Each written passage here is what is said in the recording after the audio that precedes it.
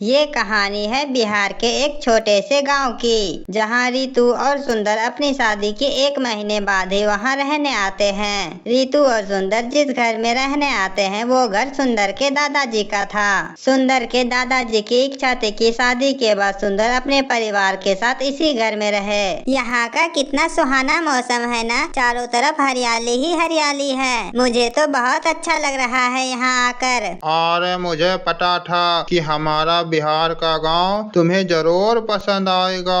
आखिर हम दोनों की रहने की इच्छा भी तो यहाँ दादाजी ने जताई थी। सुंदर और रितु दोनों ही गांव वाले से कुछ ही दिनों में घुल मिल जाते हैं। उन दोनों को गांव में आने से अभी 1 सप्ताह भी नहीं हुआ था। तभी देर रात रितु जब सो रही थी तो उसे किसी के रोने की आवाज आती है।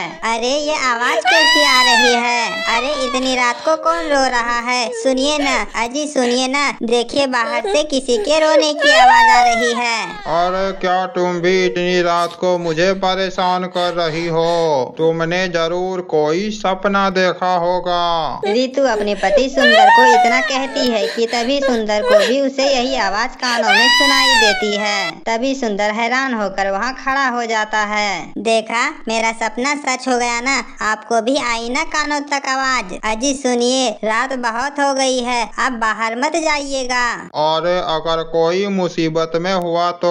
अजी हम उनकी क्या ही मदद करेंगे, उनकी मदद करने के लिए गांव वाले तो है ना। वैसे भी हम इस गांव में नए आए हैं, हम किसी को थोड़ी ना पहचानते हैं। और फिर अगली सुबह सुंदर निकलकर गांव की तरफ जाता है। और दादाजी मुझे एक बात बताओ, कल रात मैंने और आपकी बहू ने रात को किसी के रोने की आवाज सुनी है। अरे नहीं नहीं बेटा, तुमने कोई सपना देखा होगा।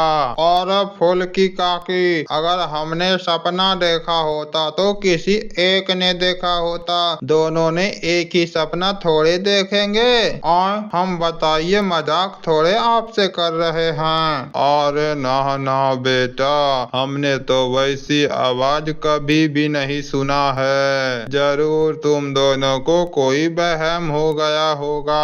वैसे तुम दोनों नया नया हो ना बेटा इस गांव में, इस वजह से तुम्हें कुछ वहम हो गया होगा। वैसे भी हमारा बिहार का ये गांव जंगलों से घिरा हुआ है, कोई जानवर रो रहा होगा। गांव में सुंदर कई लोगों से इस बात का जिक्र करता है, लेकिन कोई भी गांव वाला सुंदर की बातों को अहमियत नहीं देता है। गांव के सभी लोग सुंदर को जानवर, सपना, वहम इस तरह की बातें कहकर वहां से भगा देते थे।